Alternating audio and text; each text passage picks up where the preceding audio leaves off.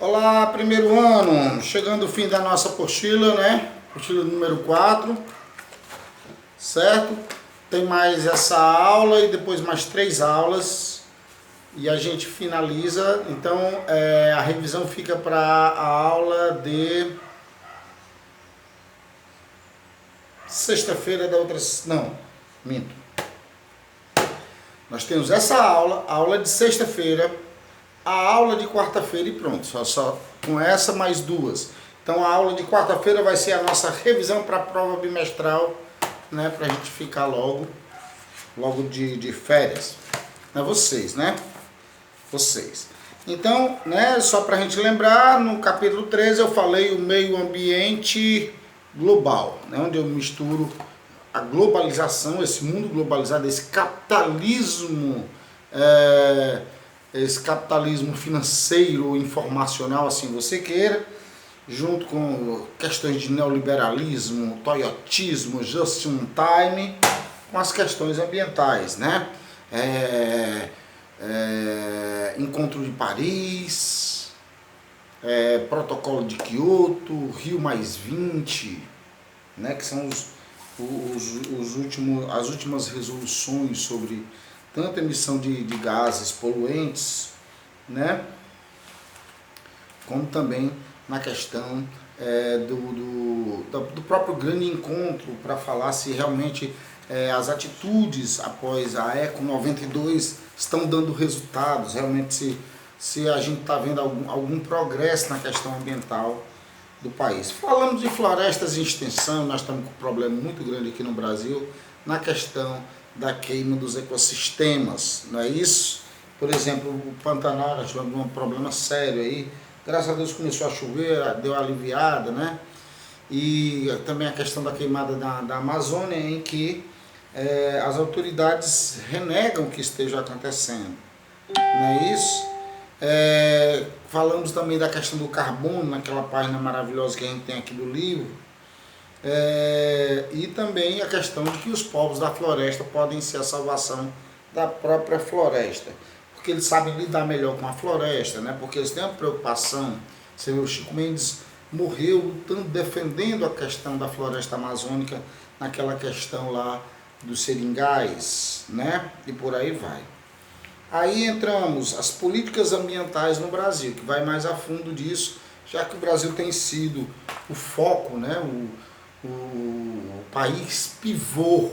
Pivô não é aquele jogador, alguém está tocando a bola para ele fazer a distribuição, né? Ele é o pivô, seja no vôlei, seja no futsal. Então o Brasil é o pivô dessa questão ambiental hoje, que o mundo está de olho na floresta, né? Principalmente com relação à Amazônia, não é isso? Então, aí nós falamos das leis ambientais, certo? Nas unidades de conservação,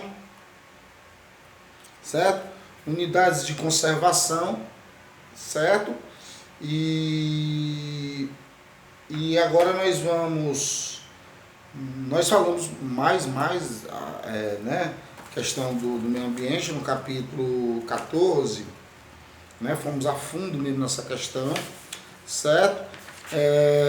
E claro, falamos da questão do Brasil com relação a essa preservação, já que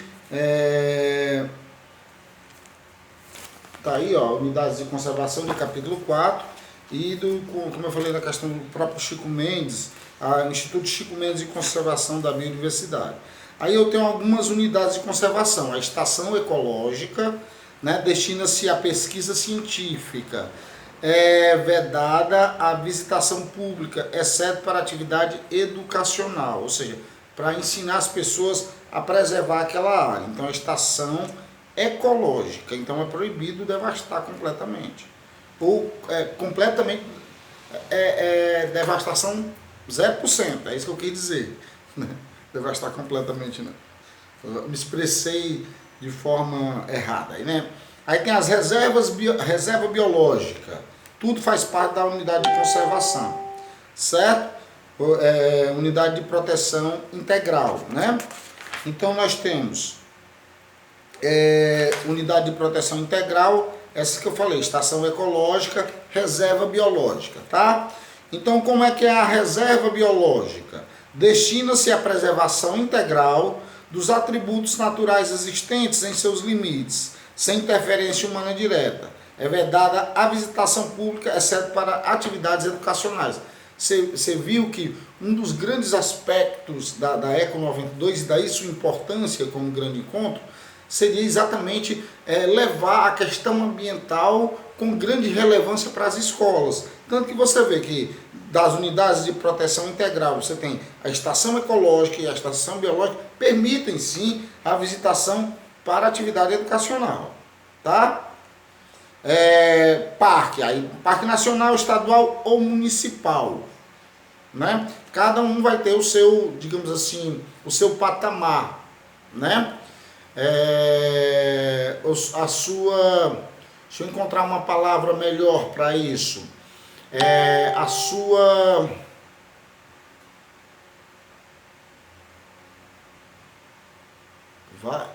hierarquia, vamos dizer assim, né? Porque um gerido pelo governo municipal, certo? O outro pelo governo estadual e outro pelo governo federal. A gente sabe que o governo federal é o presidente, claro e evidente, vocês sabem disso. O governo estadual é o governador dos estados, ou os governadores dos estados, e o municipal é o prefeito. Tá bom? Então são esses patamares de poder.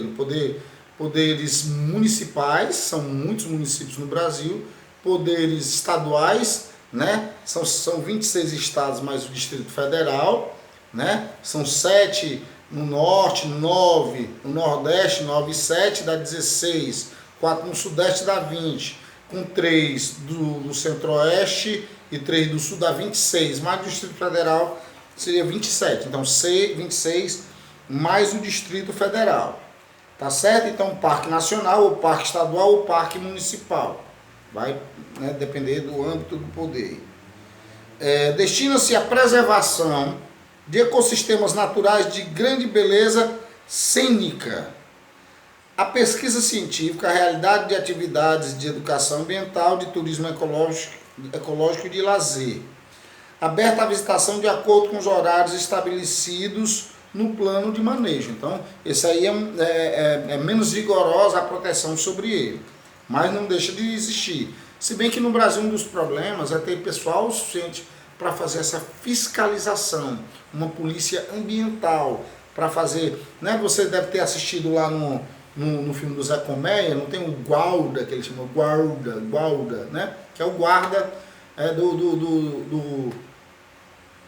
do parque, né? de Yellowstone, né? E lá nos Estados Unidos realmente existe, porque eles também, eles degradaram muito as florestas temperadas principalmente, mas o que tem de reserva lá, eles protegem mesmo e tem a fiscalização eficiente. Já no Brasil a gente não tem gente suficiente nem tem gente suficiente para proteger essas unidades de proteção integral, certo? E o pessoal da lei no Brasil acaba não funcionando, infelizmente, né? É para funcionar, a lei é feita para ser cumprida, mas infelizmente no Brasil tem um ditado até que diz que lei foi feita para não ser cumprida, ironizando a questão, que toda lei é para ser cumprida. Vamos lá, monumento natural, destina-se à preservação de sítios naturais raros, sítios naturais raros, singulares ou de grande beleza cênica. O cenário, né? O cenário, aquela coisa linda de você ver, né? Deve ser aberta à visitação pública. Então, aberta para o público. Infelizmente, né, muita gente vai, mas não vai com aquela mentalidade da ecologia, de botar lixo no lixo, de levar seu saquinho, de não estar jogando o lixo na unidade de proteção integral. Refúgio da vida silvestre. Destina-se à proteção ambiental natural para assegurar a vida de espécies da fauna e da flora. Deve ser aberto à visitação pública. Isso, então, faz parte da unidade de proteção integral. Então, estação ecológica, reserva biológica, parque nacional, estadual, municipal, monumento natural e refúgio da vida silvestre. certo? Unidades disso. Sabe que quando eu vou dar aula, eu não costumo muito ler, né? Eu leio alguns trechos, mas é muito difícil, certo? Mas como é uma questão jurídica ambiental, né? Do direito ambiental, vamos dizer assim, é uma lei muito específica. Então seria interessante ler cada um dessas unidades de conservação, né? Certo?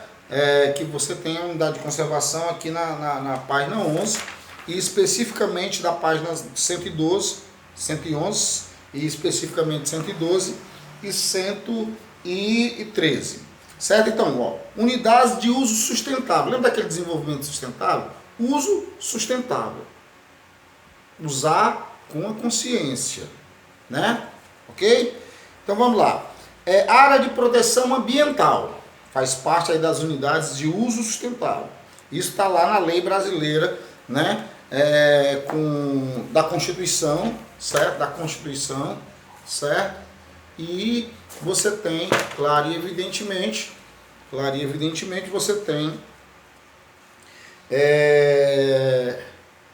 essa Constituição que foi melhorando com emendas, né? Com emendas lá que, né, com lei complementares, melhor dizendo, tá certo? Que são espécies de faltou a palavra agora, emendas constitucionais, tá? Então vamos lá, área de proteção ambiental, destina-se a disciplinar o processo de ocupação e assegurar a sustentabilidade do uso dos recursos naturais em áreas relativamente extensas do território nacional. Por aí você tem, ó, disciplinar o processo de ocupação e assegurar a sustentabilidade. Então, já se pode sim utilizar os recursos naturais, mas com uma certa cautela e com segmento de medidas.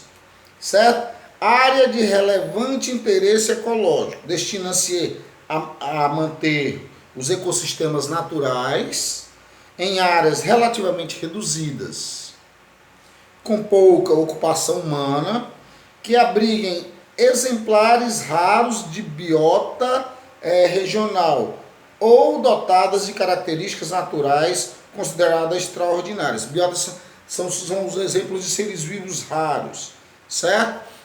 Que só existem naquele ecossistema, ou naquele microecossistema, ou naquele mesoecossistema, e que tem que ser protegido. Você vê lá que no filme do Zé Colmeia, aquele primeiro filme, não sei se teve outro, eu só assisti o primeiro. O parque ele é salvo porque se encontra lá no parque uma tartaruga extremamente rara, é graças a ela que o parque é salvo, porque ali é o habitat natural da biota regional, vamos dizer assim, tá? Florestas nacionais, estaduais e municipais, segue aí o âmbito, né, dos 3 poderes. Destina-se à exploração sustentável dos recursos florestais em áreas com predominância de cobertura vegetal nativa. Certo? Exploração pode explorar dentro de um limite, deu para entender. Esse nome sustentabilidade, né, desenvolvimento sustentável, fica em alta nessas unidades de uso sustentável. Reserva extrativista, destina-se à exploração por parte das populações extrativistas tradicionais e à proteção dos modos de vida e das culturas dessas populações, né? Então destina-se à exploração por parte das populações, né? Então elas podem explorar, certo?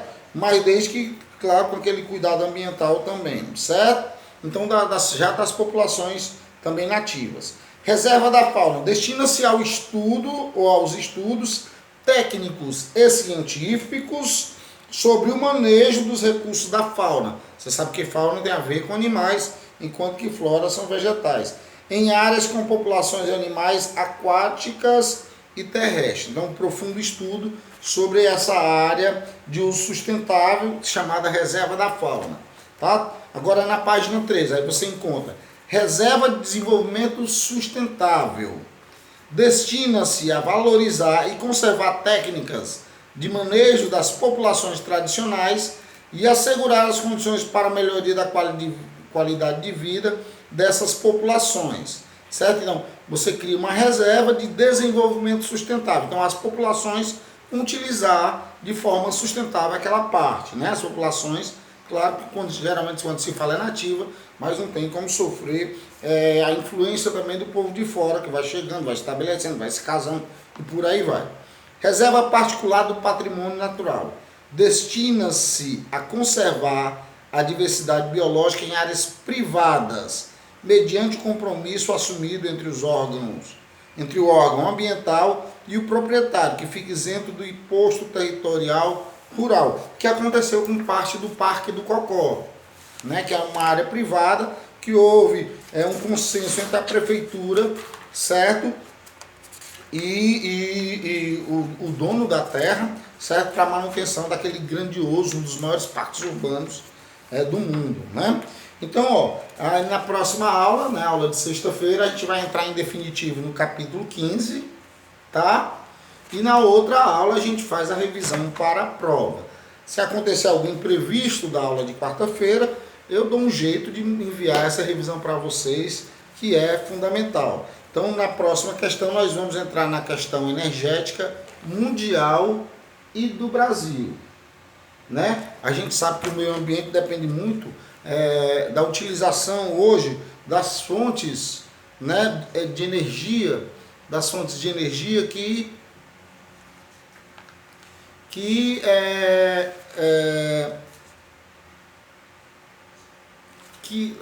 menos poluidoras, vamos dizer, energias alternativas, né?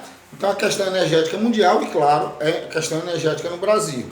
Né? Uma coisa é o mundo, outra coisa é o Brasil, apesar do Brasil também pertencer ao mundo. Então, por exemplo, tem as energias que são queimadas, que não tem como evitar, né? Não tem como evitar, não tem como se produzir sem uma fonte energética. Aí tem as mais poluidoras, que são os combustíveis fósseis, tipo carvão mineral, petróleo e gás natural. Aí vem as fontes energéticas, mas todas elas, de um modo ou de outro, têm os seus impactos.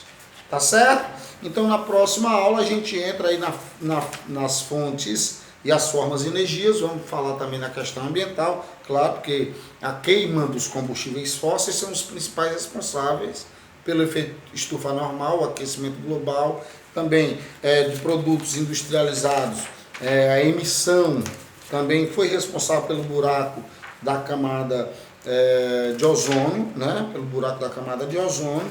E vamos falar mais de petróleo, evidentemente, é o combustível fóssil, vamos falar mais de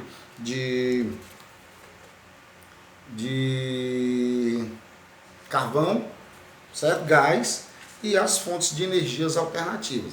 A gente sabe que o principal fator que provoca realmente os grandes impactos ambientais, o ponto em que se começou a provocar esses grandes impactos ambientais no planeta, a gente sabe que foi a partir da Revolução Industrial. Então a queima desses combustíveis, a poluição da água e a poluição do solo, além, claro, a própria destruição da biosfera, né, ou seja, litosfera, hidrosfera, atmosfera e biosfera, certo? Ela se dá em demasia após a primeira Revolução Industrial, mais intensamente após a segunda, e nem se fala a terceira, que é o mundo todo poluindo. Só que na terceira é que se cria as fontes de energias alternativas, tá? Que são menos poluentes. Por exemplo, o impacto da produção eólica é só, você tem que reservar uma área para instalar ali, né, aquelas grandes torres, né, que tem aqueles imensos cataventos, certo? Que tem aquelas hélices, certo? E ele fica girando devagarzinho, mas enquanto ele vai girando devagarzinho, com a força do vento, certo? Ele vai produzindo energia, transformando energia eólica em energia elétrica. Mesma coisa,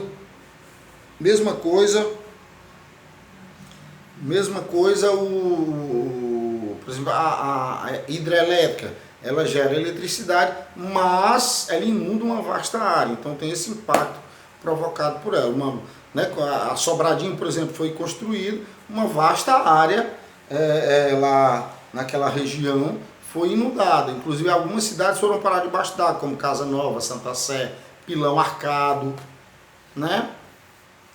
Então, inclusive essas barragens elas são perigosas, né?